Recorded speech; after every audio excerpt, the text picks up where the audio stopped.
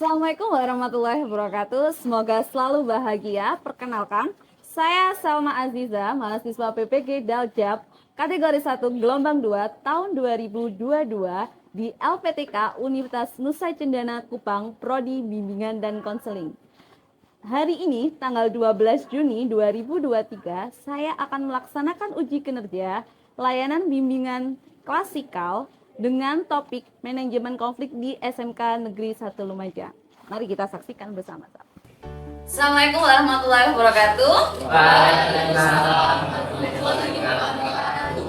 Selamat pagi anak-anakku semuanya. Selamat pagi. Bagaimana kabar hari ini? Luar biasa. Ya, alhamdulillah luar biasa. Kita bisa berkumpul di sini ya di jadwal kita, yaitu bimbingan konseling. Nah, dan saat ini Bu Selma akan memberikan materi yang berkaitan dengan relate yang kalian alami sekarang. Ya, yang kemarin katanya putus cinta, yang kemarin berselisih dengan temannya, yang kemarin saya baper sama story-nya teman saya di WA. Nah, kira-kira kenapa ini ya? Nah, nantinya kalian akan menerima materi yang namanya manajemen konflik. Apa sih manajemen konflik dan kenapa sih tujuannya kok sama Bu Selma dikasih materi mengenai manajemen konflik? Ada yang tahu nggak? Nggak tahu ya? Nah, tapi sebelum nanti menjelaskan bagaimana tujuannya, sebelum kita memulai kegiatan, mohon untuk Mas Rama memimpin doanya. Sebelum mengawali kegiatan pada pagi hari ini, marilah kita berdoa. Berdoa mulai.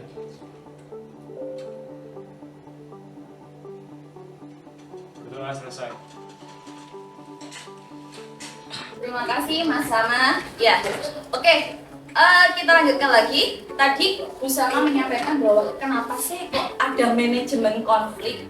Nah, kenapa diberikan ke kalian? Tujuannya adalah kalian biar paham konflik itu sebenarnya apa sih? Apakah sebuah bom yang besar yang harus kita jauhi, atau sebuah racun yang kita harus hindari, atau sebuah yang menakutkan pada hidup kita? Nah, kebanyakan kan kalau ada konflik kalian menghindar gitu ya, atau menjauh. Ya udah wis jauh-jauh saja, konflik itu sama dengan sampah seperti itu ya. Jadi tujuan untuk saat ini adalah kalian biar paham apa sih konflik, bagaimana sih cara kalian memanajemen konflik itu, karena semua manusia itu pasti punya konflik. Ada nggak manusia nggak punya konflik? Nggak ada. Tidak ada kan? Nah, sebelum kita masuki materi, kalian berdiri dulu, kita ice breaking biar kita semangat dalam melakukan klasikal ini. Ya, berdiri biar kalian masih ingat lagu zaman TK yang 1 tambah 1 sama dengan 2 tambah 2 sama dengan 4. Biasanya kalau guru TK itu sambil tepuk-tepuk ya. Nah, kalau kita sambil gerakan. Nah, gerakannya kalau 1 tangan. Nah, 1 tambah 1 sama dengan 2. Ya, coba ya. Sekali lagi ya. 1, 2, 3. Kita coba aja. 1 tambah 1 sama dengan 2. 2 ditambah 2 sama dengan 4. 4 ditambah 4 sama dengan 8. 8 ditambah 8 sama dengan 16. Nah, bisa ya? Bisa. Nah, jadi sekarang kita ulangi lagi biar semangat dan konflik-konflik yang ada di dalam diri kita ini bisa tereduksi semuanya. Oke? Bisa kan? Bisa. Cepat ya. 1, 2, 3. 1 tambah 1 sama dengan 2. 2 ditambah 2 sama dengan 4. 4 ditambah tambah 4 sama dengan 8. 8 ditambah 8 sama dengan 16. Tepuk tangan.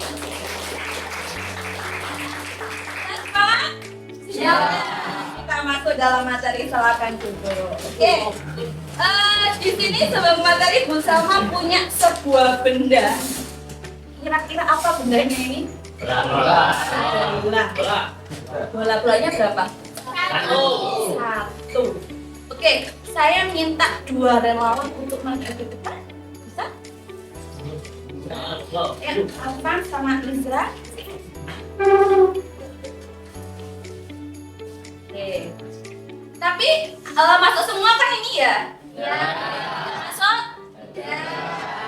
Ya. Oke. Dari Alvan sama Izra, ini agak sini. Coba lihat dari sisi kalian. Ini bola. Kalau menurut Izra, bolanya warna apa? Warna kuning. Warna kuning. Kalau Alvan? Biru. Biru. Kamu kuning? Iya. Biru. Biru. Berbeda. Ya. Ini benar biru. Kamu? Kuning. Kuning. Coba sekarang pindah posisi. Nah, pindah posisi. Kalau Alvan warna apa? Kuning. Kuning. Kok beda? Tadi satu bola loh ya. Tadi yang dilihat pertama warna apa? Biru. Kemudian sekarang Kuning. kalau Isra Biru. tadi warna? Kuning. Kenapa sebab itu kok beda? Perspektif yang berbeda. Oke, silakan duduk, tepuk tangan untuk Isra. Coba ada yang bisa membantu. Kenapa mereka berdua ada pandangan yang berbeda?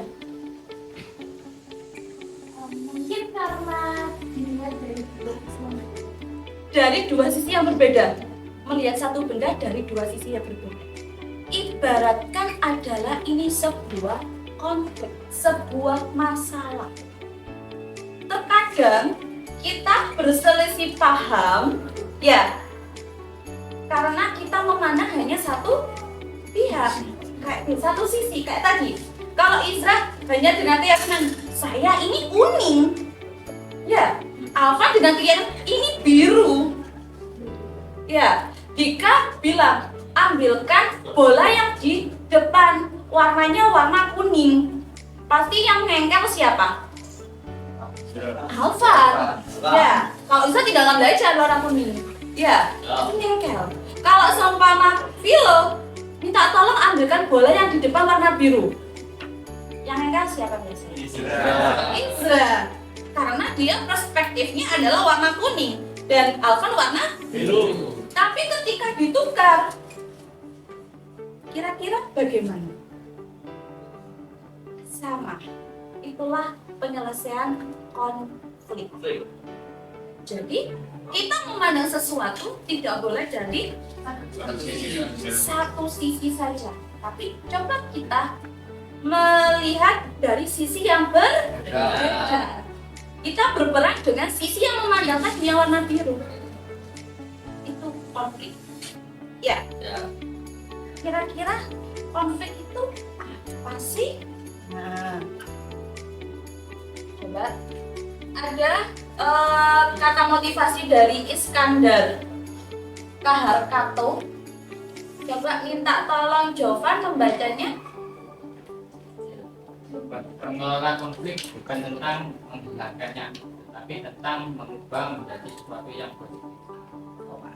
Kira-kira apa maksudnya? Konflik itu tidak boleh dihilangkan. Jadi seperti ini tadi, ketika memandang ini ada konflik, bolanya nggak boleh dihilangkan ya. Kalau bola dihilangkan, kira-kira mereka berdua ini sudah selesai belum? Belum. Bengkerengan. Ya, masih bertengkar. Bisa jadi di luar dari kelas tonjok-tonjokan. Ya, karena beda pendapat kayak gitu. Kira-kira maksud Iskandar Kaharkato ini bagaimana coba? Ada yang bisa membantu? Mungkin Alvan?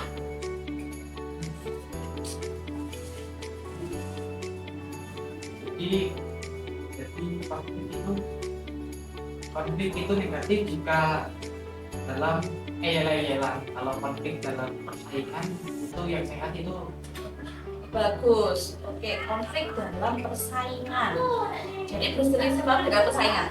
bukan kalau persaingan secara sehat kayak rivalitas dengan jalan yang benar kayak ranking. Oh, kayak ranking gitu ya. Jadi seperti kompetitif dalam belajar. Oke. Mungkin ada pendapat lain dari Dika? Mungkin maksudnya jika sebuah konflik itu dilihat dari sisi yang buruk, seharusnya tidak harus dihilangkan konflik itu dalam menyelesaikannya. Bisa diubah dengan menjadikan suatu konflik itu suatu hal yang benar. Suatu yang benar. Oke, mungkin dari Rama ada pendapat lain? Maksud dari Iskandar Kaharkato mengelola konflik itu bukan tentang menghilangkan konfliknya, bukan menghindar dari konfliknya, tetapi harus dirubah yang positif. Kira-kira Ketika konflik itu datang, kita itu bukan menghilangkan atau menghindari konflik tersebut, melainkan kita harus mengubah dari konflik tersebut itu menjadi hal yang lebih positif. hal yang lebih positif. Oke, contoh yang lebih positif seperti apa kira-kira? Tahu? Ya, mungkin anak-anak bisa membantu. Oke, siap. Mungkin ada yang tahu hal yang positif seperti apa, Dayinta?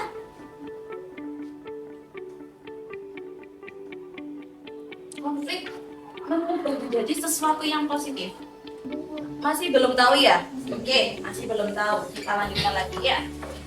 Maksudnya apa sih? Mengelola konflik bukan tentang menghilangkannya, tetapi tentang mengubahnya menjadi sesuatu yang positif. Jawabannya ada di dalam ini. Ya, saya menjawab dari yang tadi pertanyaan Kristan dan Kato dengan memahami konflik. Kira-kira apa sih konflik itu? Masalah.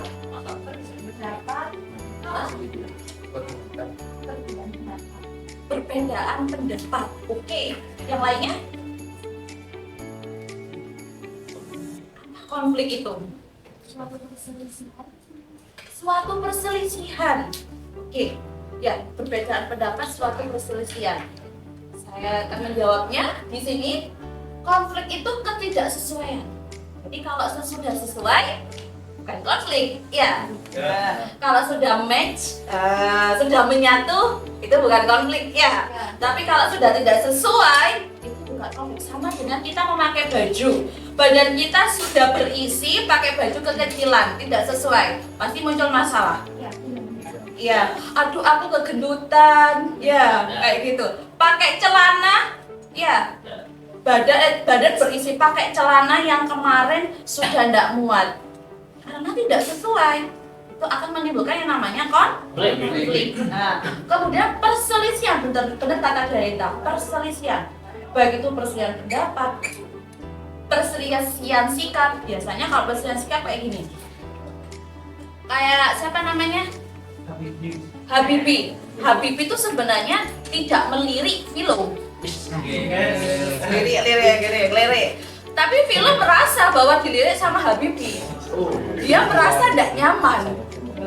Iya. Itu perselisihan sikap. Ya, jadi lirikan pisan. Nah, itu perselisihan. Kemudian pertentangan. Punya pendapat ditentang satu sama lain. Sama halnya tadi pendapatnya Alvan sama Iza kan berbeda. Kita enggak, ini kuning, ini biru, tetap ngeyel, ini kuning, ini biru. Itu ada pertentangan. Itu namanya konflik antara individu atau kelompok. Nah, yang memiliki perbedaan pendapat, persepsi dan tujuan dalam suatu organisasi. Kenapa kok individu, Bu? Iya. Karena masalah itu bukan hanya timbul dari interaksi satu sama satu, tapi bisa jadi konflik atau masalah itu timbul dari diri kalian sendiri. Ketika kalian memutuskan sesuatu, kalian merasakan bahwa di dalam diri kalian itu ada dua orang. Ya, ada yang mengajak kebaikan, ada yang mengajak keburukan. Kalian mau milih yang mana? Mau yang ke kanan apa yang ke kiri?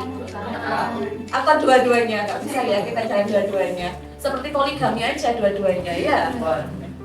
Kayak gitu. Oke, coba konflik interpersonal itu seperti apa sih? Ada yang bisa menjawab dari kelompoknya Dayinta? Iya. Mungkin contohnya itu bisa dalam pasangan Iya, pasalnya gimana ini? yang mempeributkan masalah pendapat atau kemauan ataupun masalah keuangan. Waduh, ini yang punya pasangan ini ya. Yang punya pasangan, kalau punya pasangan, punya pacar biasanya kan memperebutkan mengenai kalau kencan gitu ya. Kalau kencan, kamu pakai uangku dulu aja ya, kayak pakai uangmu dulu aja ya, si cowok nggak mau. Nah, kayak gitu kan berselisih paham, hitung-hitungan. Atau kalau semua pasangan itu lebih ke suami istri, mungkin kayak gitu, beda pendapat. Ya, itu pasti akan terjadi dan itu pasti terjadi. Tapi bagaimana kita untuk memanajemen konflik itu? Nah, nanti kita jelaskan ya. Kalau contoh konflik kelompok bagaimana? Ya, Misalnya contohnya antar ras dan suku, ras dan suku, ya. karena satu suku yang ini merasa lebih baik dari suku yang lainnya. Suku yang lainnya. Oke, itu saya ingat betul pada tahun berapa itu antara suku Sampit sama suku Madura. Iya, itu ya, itu antara perselisihan itu ya. Oke. Untuk yang contoh konflik antar kelas bagaimana? kelas. Iya.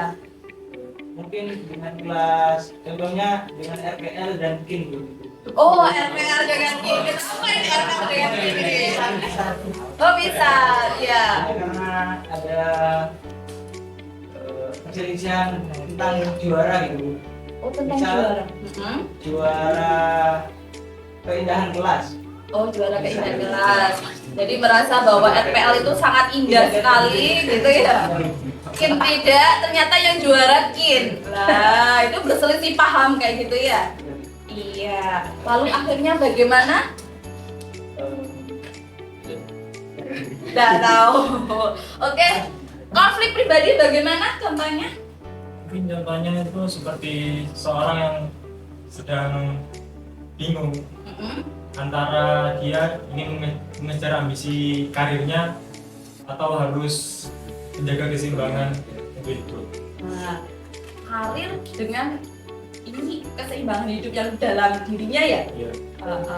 Ini bagaimana harus apa yang saya lakukan kayak gitu ya. Ada kebutuhan dan tanggung jawab. Itu yang sangat sulit.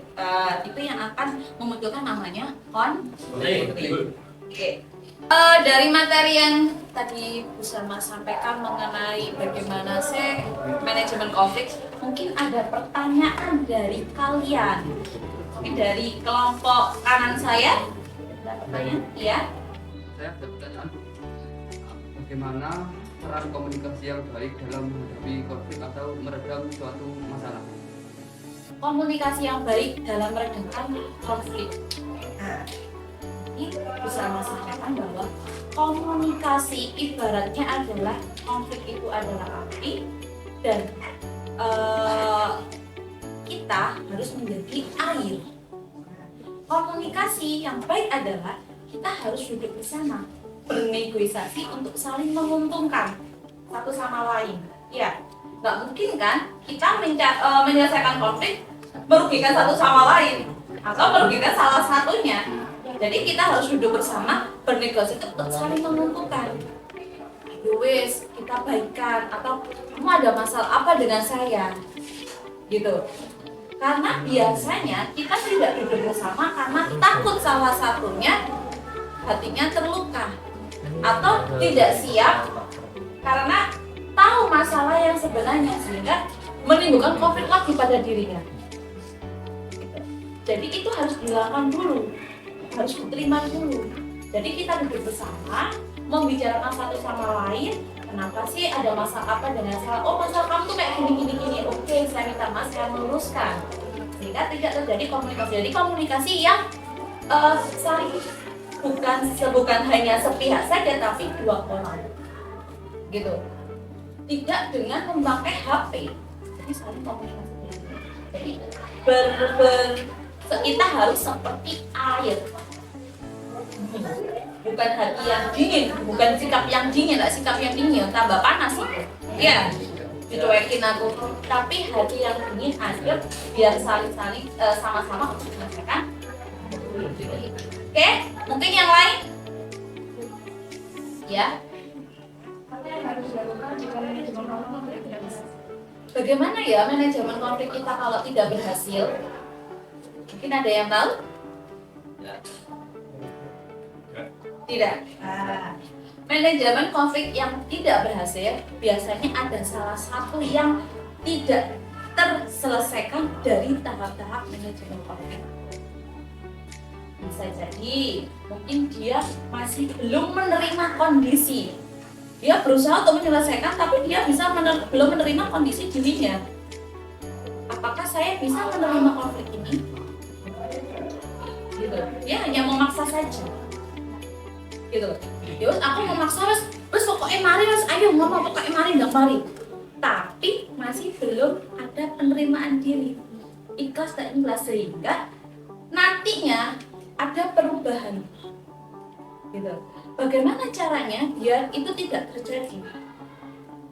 Kita harus, kalau kita sudah siap, kita harus menerima konfliknya. Ketika kita sudah selesaikan, kita harus melupakan. Sama halnya api. Apakah api itu harus kita bawa kemana-mana? Tidak. Karena pastinya ketika api kita bawa kemana-mana akan menjalar ke yang lain. Itu. Ibaratkan konflik adalah api. Jadi sebelum kita membuat manajemen konfliknya, kita harus menerima dulu konflik itu, menerima kondisi kita. Apakah kita bisa? Dan harus bisa.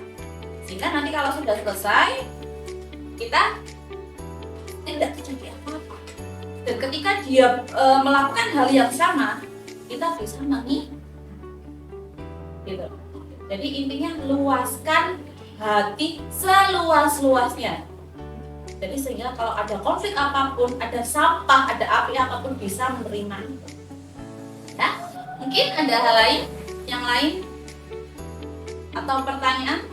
Ya. Bu, saya ingin tahu bagaimana dampak negatif atau dampak terburuk jika ada konflik antar kelompok. Antar kelompok. Ini dampak terburuknya. Kira-kira ada yang tahu nggak dampak terburuknya? Dampak negatifnya Apa? Dampak Dampak negatif sama dampak terburuk. Ini yang mana ini? Negatifnya apa terburuknya? Satu aja. Coba ada yang bisa nggak bantu Bu Salma? Kira-kira kalau seumpama konflik antar kelompok ini dibiarkan, ya tidak diselesaikan, kira-kira dampak terburuknya? Yang lain ya, Tawuran. menjawab itu mungkin misal dalam satu kelas gitu ya, ada konflik antara anak A dengan anak B. Kalau tidak diselesaikan itu nanti berakibat kedepannya itu buruk karena si A sama si B ini bakalan canggung terus tidak nggak ngomong-ngomongan dulu.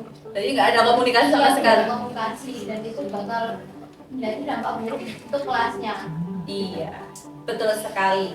Akan terdampak pada kelasnya karena suatu bangunan kalau ada salah satu yang teropos atau keluar, ini bangunan akan hancur. Jadi sangat perlu seperti kelompoknya Satria tadi, komunikasi. Gitu. Jadi dampak terburuknya akan menghancurkan semuanya, bukan hanya satu individu atau dua individu, tapi bisa satu kelompok dan semua ini. Ya, mungkin ada hal lain? Saya ada pertanyaan. Bagaimana manajemen konflik jika masalah itu terjadi pada diri sendiri? Misalnya apakah ada tips dan trik? Tips untuk trik untuk bagaimana menyelesaikan konflik pribadi. Ya. Oke, ini pengalaman ya, konflik pribadi. Seringkali kita sebagai manusia pastinya kan ada muncul konflik pribadi seperti kebingungan, ya, kekhawatiran yang berlebihan, ketakutan, pikiran negatif, dan itu selalu ada pada diri kita. Jadi bagaimana caranya biasanya saya sendiri ya, kalau saya sendiri ya, saya itu meluaskan hati saya. Jadi meluaskan hati saya sederhana gini. Oh iya, saya di sini nggak sendiri kok. Saya hanya berkonflik dalam satu orang saja atau berkelompok. Saya di sini hidup di tengah-tengah ini dengan ribuan atau jutaan orang. Gitu. Oke, mungkin saatnya di sini saya harus mengintrospeksi diri saya sendiri. Mengintrospeksi diri. Apakah saya sudah benar? Apakah salah? Gitu. Tapi bukan berarti kita harus menyalahkan diri kita atau menyalahkan orang lain. Introspeksi itu bukan seperti itu. Akan melihat sisi baik dan sisi buruk, seperti ketika kita melihat bola. Ya, gitu. Dari diri kita melihat bola ini, oh kita punya hal baik. Ketika kita sudah introspeksi, kita harus bisa menerima. Oh saya orangnya baperan memang. Oh saya orangnya temperamen. Oh saya orangnya gampang nangis, sensian. Ya, di pleroi habis nangis. Gitu ya. Di sini status aja sudah nangis kayak gitu. Itu harus diterima. Ketika kita sudah menerima tadi dengan konsep tahan, kita harus amati. Ketika kita sudah tahu kondisi saya seperti ini, apa yang harus saya lakukan? Sama halnya kita menasihati orang. Oh ya orang saya ya udah sabar kayak gitu. Kamu harus terima. Ya udah kita harus menasihati diri kita sendiri. Kalau kita baperan dengan kondisi yang seperti itu, oke, saya baperan, saya gampang nangis. Jadi ini masalahnya ada di dalam diri saya. Saya harus kuat. Ketika saya sudah introspeksi, saya harus bernegosiasi dengan diri saya juga. Masa saya harus rugi? Kayak gitu. Ya, jadi kalau oh ya saya nggak mampu. Kalau saya nggak mampu untuk melakukan suatu hal, saya harus minta bantuan ke orang. Gitu. Kalau saya sungkan, ya saya harus berani. Mungkin teman saya itu menunggu apa yang saya inginkan. Mungkin teman saya itu tahu saya bermasalah, tapi dia takut untuk menyapa. Ya udah, yang kamu anggap nyaman, kamu cerita ke mereka. Saya punya masalah kayak gini. Bagaimana? Ya, itu saya. Kalau saya dulu gitu, jadi saya luaskan hati saya. Kemudian saya tangkap dan saya merasa bahwa ketika saya baper, saya tidak baik saja, sehingga saya harus menyelesaikan apa yang ada di dalam diri saya. Saya tenang, introspeksi. Oke, saya terima. Saya terima, tapi bukan saya pikir. Karena konflik itu terjadi karena OVT terlalu tinggi. Ya. OVT apa? Overthinking. Jadi saya terima masalahnya, tapi tidak saya pikirkan. Yang saya pikirkan adalah bagaimana caranya saya bisa berkomunikasi dengan orang yang berkonflik dengan saya, baik dengan diri saya sendiri ataupun dengan orang lain. Cari sumbernya, apa yang membuat kalian seperti itu? Apa yang membuat kalian menangis? Karena nggak tahu kan, tiba-tiba saya menangis. Kenapa menangis? Saya nggak tahu. Tapi sebenarnya ada. Gitu loh. Ya, itu bagaimana daya kita? Sudah terjawab. Oke, ada pertanyaan lagi? Tidak. Kalau tidak ada pertanyaan, saya punya sebuah box, ya. Nah, di dalamnya ada pesan tersembunyi di sini. Ya, ada pesan. Nanti kalian mengambil pesan di sini satu persatu dan pesannya di dalamnya adalah studi kasus yang mana kalian harus memecahkan atau mencari solusi dari studi kasus yang di sini. Artinya kalian harus membuat manajemen konfliknya, gitu. Dan nanti kalau sudah kalian diskusikan dengan temannya, saya berikan nanti ini, ya, memo. Nanti kalian tulis di sini dan kalau sudah selesai kalian tempelkan pada kertas-kertas yang saya tempelkan di tembok. Di tembok ada 4 kertas. Ya, kalian harus memilih salah satu, tidak akan saya nomori. Jadi kalau sudah dikip satu kelompok, yang kelompok lainnya harus mencari yang lain. Ya, dari sini paham? Nah, saya ingin melihat apakah kalian akan berkonflik dengan merebut sebuah kertas, selembar kertas, enggak ya? Nanti setelah kalian menuliskan semuanya, ya alternatif solusi atau manajemen konfliknya, nanti kalian akan mempresentasikan satu persatu. Gitu. Dari sini paham?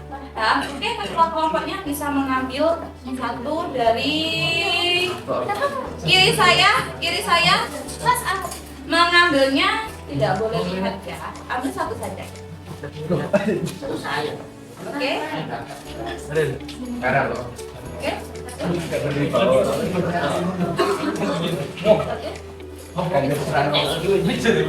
Oke.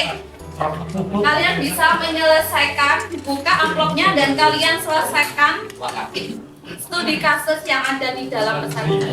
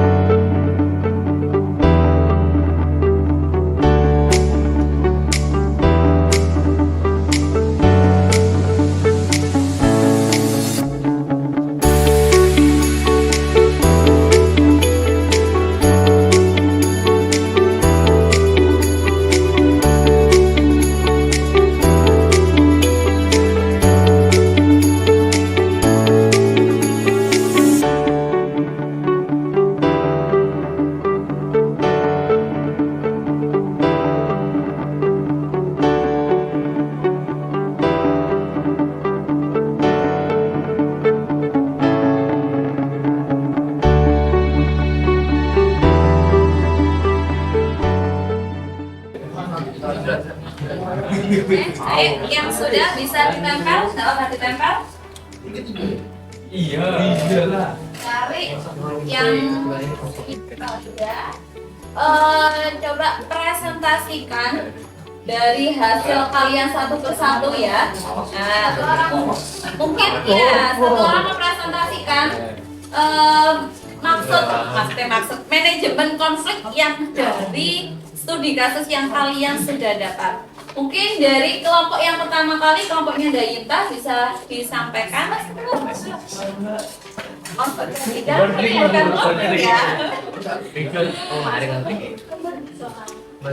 Ayo Pak Adit presentasi. Ya, sampaikan studi kasusnya bagaimana dan mempresentasikan hasilnya seperti apa. Ya, bisa dijelaskan. Jadi konflik yang saya dapatkan dari kita sini yaitu Anda mempunyai circle yang sering menjadi troublemaker dan membuat konflik dengan kelompok lain. Seringkali jika salah satu teman yang berselisih dengan orang lain, maka satu kelompok itu ikut-ikutan. Dan seringkali mengeroyok dengan senjata.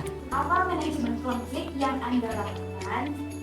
Ini jawaban dari kelompok kita, yaitu yang pertama, jangan menjadi provokator dalam suatu kelompok atau pertemanan. Yang lain agar masalah tidak bertambah besar. Jadi menjadi suatu provokator agar tidak menyebar ke yang lain. Yang kedua yaitu jika masalah terjadi antar individu, jangan menyangkut pautkan dengan kelompok atau teman yang lain. Jadi diselesaikan sendiri secara individu, secara berdua.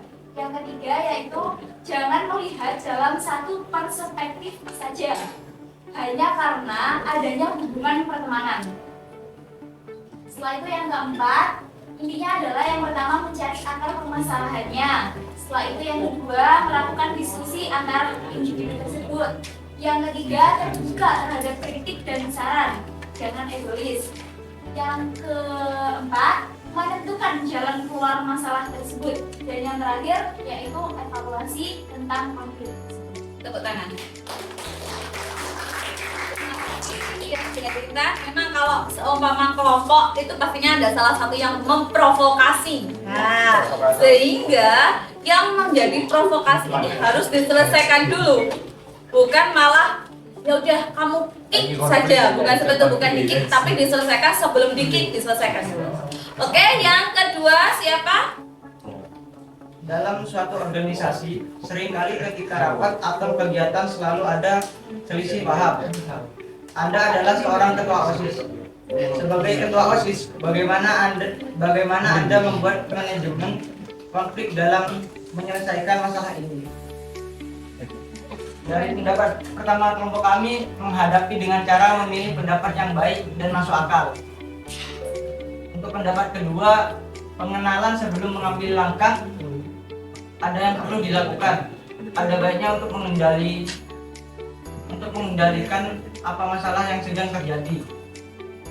Pendapat ketiga, sebagai ketua OSIS saya akan menyuruh para anggota menyampaikan pendapatnya masing-masing dan saya akan menyuruh untuk mencoba melihat dari sudut pandang yang lain. Oke, tepuk tangan. Kita menjadi next ketua OSIS ya. Jadi bisa memimpin para anggotanya ini ya. Jadi harus mendengarkan semua pendapat dan mencari pendapat yang memang benar-benar ini baik untuk organisasi ini kayak gitu ya. Oke, dari sini ada pertanyaan atau ada masukan dari kelompok lain? Ini satu atau dua orang di sini? Ada? Tidak ada. Oh, kalau tidak ada, oke. Jadi manajemen konflik itu harus kita atur dengan tadi sebutnya yang namanya tahan. T itu apa? Terima, mati, hadapi, dan nikmati. Jadi jangan sampai kalian namanya menghindari dan apalagi dengan fisik. Oke? Karena materi sudah selesai, saya minta kalian untuk membuka di Google kalian dengan klik menti.com dan menuliskan kodenya ya, dan kalian bisa mengisi pertanyaan di situ ya. Kira-kira dari awal sampai akhir tadi, dari kita namanya mengamati bola ya, kenapa bola diamati sampai sekarang ini, kira-kira apa yang kalian dapatkan dari materi ini? Bisa diisi di situ dengan kodenya di sini ya. Kita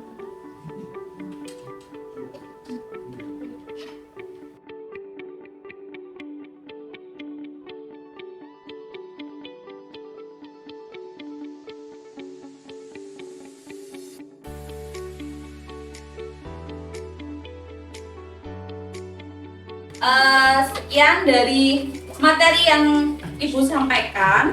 Harapan saya nantinya ketika kalian ada konflik bisa menyelesaikan, dan nantinya kalau kalian saya masih belum bisa menyelesaikan, ruang BK terbuka untuk kalian. Kita bisa berkonsultasi berdua ataupun bertiga ataupun berempat, mungkin sambil ngopi ya, untuk membantu kalian menyelesaikan konflik gitu ya. Oke, untuk mengakhiri pertemuan ini kita berdoa dulu, minta tolong untuk Rama berdoa. Sebelum mengakhiri kegiatan pada siang hari ini, marilah kita berdoa bersama-sama. Berdoa mulai.